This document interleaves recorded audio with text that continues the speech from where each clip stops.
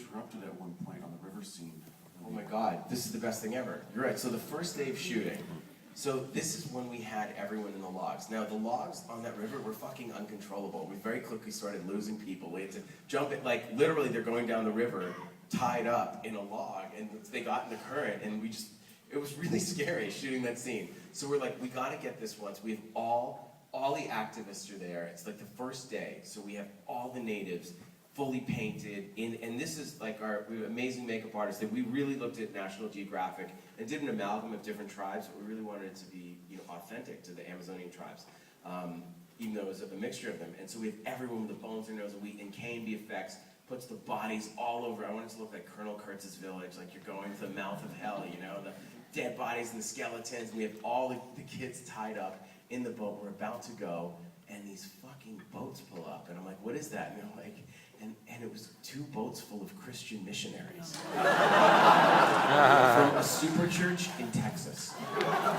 And Aaron's from Texas, and he recognized them, and they were like, oh my God, the devil is here. Like, they pull up, and they see the kids tied up, and the fucking bodies, and the heads on the spikes, and they were like, we started playing songs about Jesus and singing, and we're like, oh my God, this is like the fucking Teamsters shutting down Cabin Fever all over again. Like, what are the chances? So of course, I'm leaping with my camera to get this behind the scenes, and everyone has to hold me back. They're like, do not antagonize them. And they sat out in the river to interrupt our shooting, and thank God the sun, it was like 120 degrees, beating down, they couldn't stay. But the village basically told them, fuck off, come back later. But yeah, welcome to the reality. And so, in the shooting of this, what was your most dangerous moment that you felt you were in, or what? Give us a jungle story. Really? A jungle story. Which one? Which one? Pick 1 or 2. The river scene, that was a crazy scene. I literally didn't have to act at all. The screaming you see is completely real. There was a double who was actually not a double. Am I allowed to say this? Oh, we can say this. This is a great story. This is classic chili whip. Yeah, so I get there and I see this, you saw the size of the river, right? And the current is so strong, and my harness is made out of rope. Like Home Depot rope. Home Depot rope. So I'm tied to this rope, between my legs, and a guy is holding the rope, and he's like, okay, go. And I'm like, okay, and I jump in the water, the current's like, and he's like, this is safe, right? I've got 2 guys waiting for you in case the current takes you. So that was my safety backup plan. Like, in case the current took me, the current would take me, and 2 guys would swim after me. And I'm like, oh my God, but don't worry. There's a double for you. And I'm like, okay, she was no double. What was it? They're like, we have a stunt girl. And so we go and we see the stunt girl, and she's sitting and she's on the edge of the boat. And I'm like, we get the wide shot. I'm like, roll camera, and she's on the edge of the boat. And I'm like, what's going on? And they're like, well, she's not really a stunt girl, because there's no stunt girls in Peru. She's an actress that really wanted to be in the movie. And I'm like, yeah, but she said it. And like the stunt guy's like, don't worry. And Pablo, our AD, we're like, what do we do? And I just see a silhouette of Pablo, and so we go, She did have a life vest. She had a life vest, and the guy swam after her. She fucking freaked out. It was great. And I was like, great. We got it, like, and I was like, hide your face. I was like trying to direct her. It was bad. So she, and then thank God the 2 guys got her, and she was like traumatized and shaking. I was truly I think we scared. gave her an extra $10. And then we had Lorenzo. We're like, we can't put Lorenzo in the riverbank. Can we put you by that rock?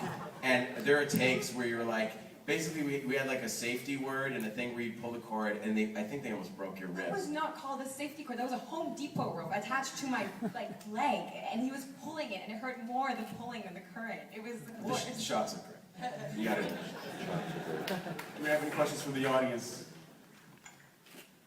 First of all, Oh wait, sorry. I jumped the gun. One thing I like about your movies, Eli, is that you get to really get to know the characters well before the carnage begins. And the one scene that was very memorable was Jonah's death. How did you train the natives or the actors for that scene? What did you tell the kids? Well, shockingly, they were naturals. When these women were cutting the flesh off the bone, they required no direction whatsoever. The 5 old women, we call them the pussycat dolls. When they were cutting the flesh, we were like, wow, they're kind of good at this. They know. Here, Aaron, why don't you talk about shooting that scene? Okay, I mean that scene was pretty traumatic because I mean I'm seeing my own death and I'm basically I've read my own death and I know what's gonna happen and I've seen my own body and my own head that can be made and I've done all the prosthetics and everything, so I kind of know what I'm going into. I grew up around Robert Rodriguez and making movies with him, so I know what I'm getting into. And I get there, and there's the head, and it's all painted, and it's ready to go. And there's the rock where I'm gonna be dying. And basically, the rock was a hollowed out kind of structure made of fiberglass, and I had to get inside with just my head sticking out. But they had built that like a week before, and nobody had looked inside. And inside of that rock were the biggest motherfucking ants you've ever seen in your entire life. And these ants are called Izula ants, and they're about an inch long, and their bite hurts worse than a gunshot, they say. And it lasts for 24 hours no matter what you do, no matter what you put in, anything. So they grabbed trash bags and put it on my legs, duct taped them, and basically locked me in that rock for 4 fucking hours while they shot around me, and I don't remember any of it. And there's video of it. I've seen myself in that rock. I remember getting in, I remember getting out. I do not remember anything in between that point because they said that I went into like a trance and I was just singing like show tunes to myself because it was so fucked up. And then, the kicker, here's the fucking kicker, I then had to go back and I was running post-production on the movie and had to do all the VFX for my own motherfucking death. Yeah, Aaron did camera, the visual effects, the color timing, the post-production, the absolute, it's there. Aaron wrote that. All the VFX, it's crazy. Okay, what was that question then? Thank you. Please tweet that. We need, like, no, really, you guys are the first reaction, so we spent a year on it. If you,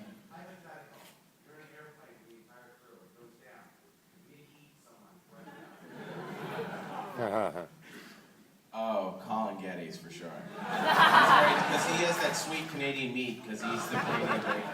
That airplane was fucking crazy. Filming that, that was pure Chillywood. These guys at Chilliwack who did the crash and aftershock of the funicular, we built a plane that went 360 degrees. And we just locked the cameras in, and put the actors in it, and spun them like a drum, like a lottery machine. And when Aaron was barfing upside down, it looked fucking crazy. But getting into the rig, there was absolutely no safety. We took the climb scaffolding, was 30 feet in the air. And then they had to step over, and the guys were never paying attention, so they'd step in, and the whole thing would start moving. It was crazy. Thank God no one got killed, though. It looked great. All right, next question. Yes?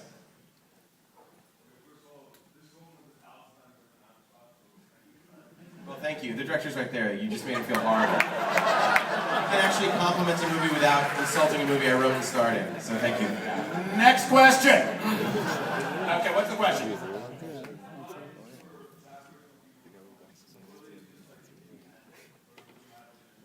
Well, the language. We talked about a language, and we found out that there are a lot of different variations of Quechua. And Coco, who's a Peruvian assistant director, we talked to the different people in the village. It was also a question of what they could speak. It's interesting how the older people in the village speak Quechua and the younger kids speak Spanish and they refuse to learn Quechua. But every village has a different version of Quechua. The slang varies so much from village to village that it's almost like being in the north or being in the deep south or being in an urban city. But the words change, the dialects change. So we picked a dialect that was Quechua, but that would be one that was comfortable to them. But that we also kind of got combinations like Micuipa means my food and Yawa is virgin. Like we use certain words, but we based it all on that because sort of going back, that's actually what a lot of the tribes speak. And yes.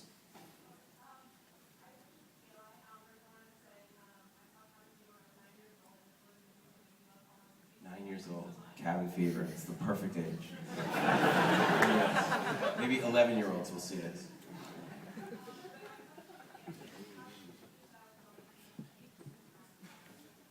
Well, cabin fever was obviously, I don't know how it's changed. I mean, I think that my style after working with Quentin was that I was much more character and performance driven.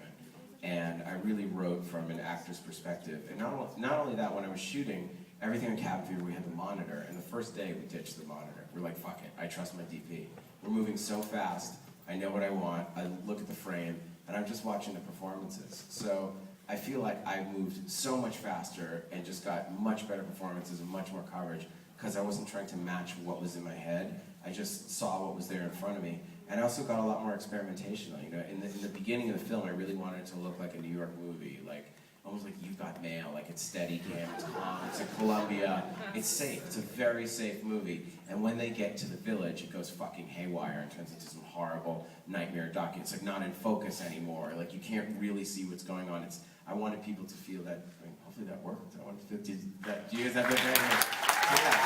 So I felt great, certainly because of Aftershock. I mean, we wanted to do something different, and I wanted to take chances. You know, I mean, I've had plenty of I haven't made a movie in 6 years, and I've had plenty of opportunities to, and I wanted to come back with something that was different. You know, I'm trying to push the genre in an interesting, new, strange direction, and I didn't want to play it safe on any level. So I was like, instead of directing some job or some remake or something, or doing something, I was like, fuck it, let's see what happens if a modern audience saw a cannibal movie. And in the back there, yes.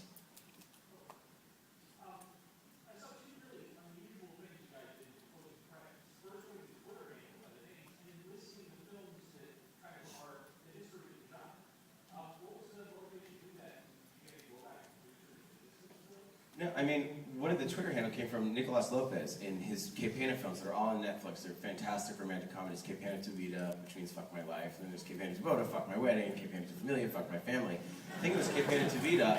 I saw the credits. You want to talk about that, Nicolas? And I saw the credits, and he had everyone's Twitter handles and credits. And I was like, that's the best fucking marketing idea. Talk about that. Yeah, basically like copy all my good ideas. Yeah. Put it in. I took his cast. I took his DP. But we wanted to do it in Aftershock, but we didn't have the balls to do it. So It was the wrong mood. I mean, we felt that this movie is very much about activism, and they're all tweeting and using their phones, and they're activists. But we also thought I remember how satisfying it was to watch your movie and be like, you know, it's like the idea that you used to watch a movie, you'd never meet that person. Now you can go home, look them up on IMDb. Maybe they have a website, maybe they're on Twitter. Are they verified? But fuck it, I want people in the theater tweeting us, going, "What the fuck, man? That was sick." yeah, and then later, then the movie has a long life, you know. So like today, Aftershock is on Netflix, and we're getting a lot of comments because of that. Most of them say "fuck you, Lopez," but the other ones, the good ones, are very nice to look at them. So I think that is awesome, and it's something that nobody has done in a mainstream movie. Yeah, I can't believe no one thought to do it. I was like, this has to be done. I mean, I think that once people see this, they're like, I want my Twitter, because Twitter followers, marketing people, really look at that. They're like, well, how many Twitter followers do you have? Okay, let's listen to them. Like, it's actually become a very important thing. But it's also a great way, I mean, this is going to be all over the world forever. People will be able to watch it and see it. And it's also something that I think is right now of this moment. 2 years, it'll be MySpace 2 or whatever will come back.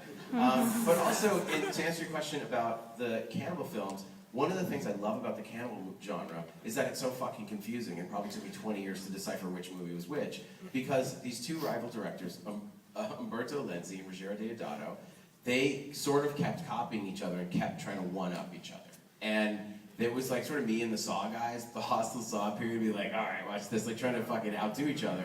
But these guys kept using the same actors, but they were made in a time when distributors kept changing the titles. So you look at these directors, and they have 35 different aliases for themselves, and the movies, it's like Wyatt City, The Walking Dead, also Nightmare City, but it's Walking Dead, but they run. It's so confusing, so I just wanted people to go, yeah, have you ever seen this one, have you ever seen that? I was like, no, here it is, in order. These are the different titles of the movies. The idea is that most modern audiences haven't seen those old movies. And for fans, if they like this one and they see the credits, like, oh, that's cool, maybe they'll watch them in order. It's like, I wished somebody had listed them out for me and said who fucking directed them, so I figured I would take that step and do that for the fans.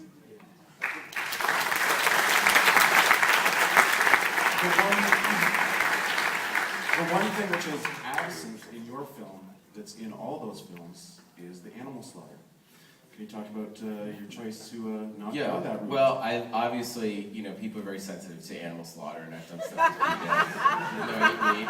And I thought, wouldn't it be cool to make a cannibal movie that's very much a pro-animal film? And that way, like, that's why I go for the close-ups of Charles, Richard Berge, eating his steak. It's like, to a cow, that's the cannibal scene. You know, that's fucked up. If you're a cow watching that, that's the cannibal scene. But to us, it's civilized, and they're playing classical music, and they're using forks and knives, and like, who the fuck are we to say that they're savages for eating human meat? The cows think that about us, so that's why the idea is the fucking pigs get kicked out. And, you know, I think Amy Kirby is like, we're in a fucking pig pen! But that's the idea, and that's what it was like in the village, was the animals just roam free. I mean, we were there in those bulls. I remember when you guys walked through the shop with the bulls, I had to walk through first. I was like, are these things gonna kill me? And he's like, that one might. So I had to walk through the bulls and be like, and they were like, don't run too fast. So they fucking one take, they just ran. It's like the running of the bulls. They ran, the bulls were just sitting there. We're like, quick, get the camera. And they fucking run through, and that was the escape of the village. And then that snake in Magda's face, you can actually see the teeth are wide open. The kids came to me in the village and they were like, hey, do you want to use this? And it was a python. And I was like, who wants to take a python to the face? Magda, you want to talk about that? Magda was like, I will. Yeah, I was like, I'm down. I think everyone was like, I don't think so. And I'm like, eh. And then I really honestly didn't actually know that they can bite you or hurt you or whatever. And then all of a sudden, right before we're about to do a take, they're going to drop it on me. They're like, you know, it might bite her. You're like, no, then you just hold it. Don't let it go. Like, you saved me from it actually and then it literally, if you freeze frame it now, it's like mouth is wide open. Yeah. It's that close to your face. Yeah, she took a python to the face, and he took a tarantula to the dick. Okay, we're gonna wrap it up, but let me just quickly go down the line, and I just want one memory from the shoot from everyone, starting with Kirby. Okay, I think my scariest memory is probably going to the hospital. I had an allergic reaction to the mosquito bites there. The mosquitoes were crazy. But then we made, you know, it was good for the film, so it's good. I really like the masturbation. Thanks to Mr. Lopez, but the bugs were a living nightmare, the entire shooting. The bugs and the humidity and the heat. That's it. I think one of my favorite parts actually was that we took an hour car ride to the port town Chizuta, and then we take a boat ride for like an hour, hour and a half, depending on the current, to the end of the river to the village. And it was like such an awesome beginning of the day and end of the day to reflect and think about what you're about to shoot, and then at the end of the day being like, we're here, like when are we ever gonna be here again? I hate spiders, and I saw a lot of spiders on the jungle. I never saw two spiders, the same spider. And what else? Oh yeah, I have a bat in my room, living. And it was like, okay, I will live in here because he will eat all the spiders. But no, he didn't. He was like, more spiders in it.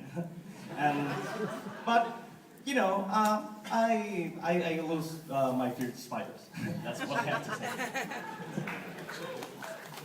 Well, being dead on a stick all night, I think that's the memory I got. Yeah, it was really hard, and there was a minute that actually I felt, because at the last scene I was sitting on this stick, right? Like this. Suddenly the stick started moving, and I felt, and some guys grabbed me, and it was horrible. Yeah.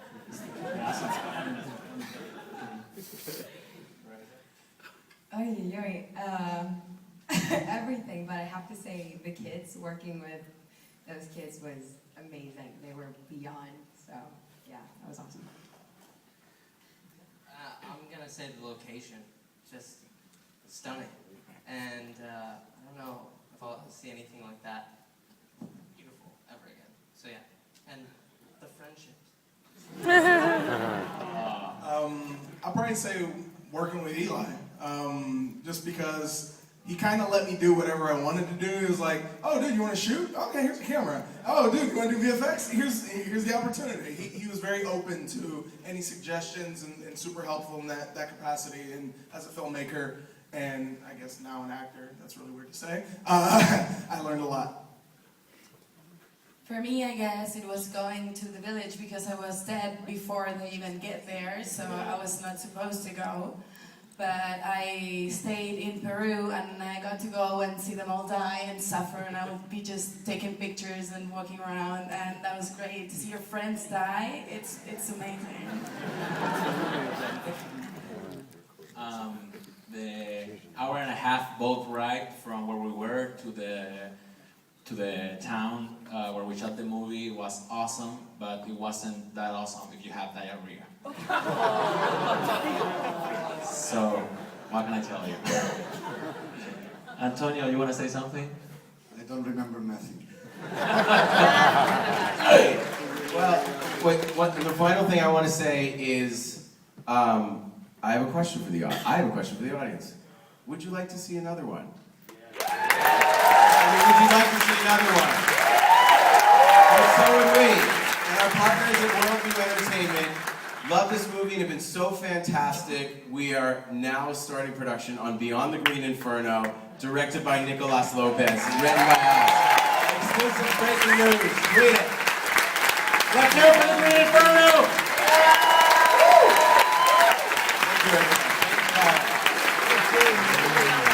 Tweet and retweet. Thanks.